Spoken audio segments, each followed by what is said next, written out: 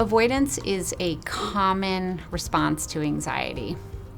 And think about it. What's our natural response to something that we're scared of or fearful of? It's to avoid it, right?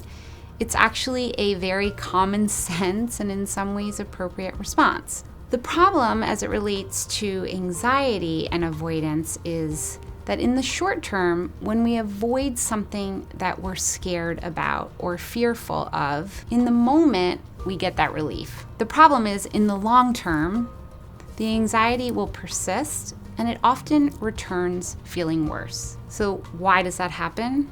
Well, we don't have the opportunity to develop coping mechanisms when we pull ourselves out of whatever's making us feel anxious. We also don't get the opportunity to reality test what we're most fearful about.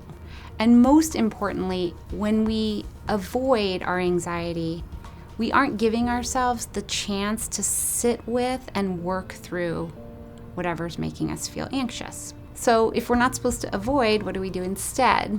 Well, the opposite of avoidance is exposure. And here at AI, one of the most important ways we treat anxiety disorders is through our exposure work. And the idea is that a client and an exposure coach will do the things that they most fear in a really systematic, supportive approach where a client begins to work their way through anxiety-provoking situations in a way that over time becomes more comfortable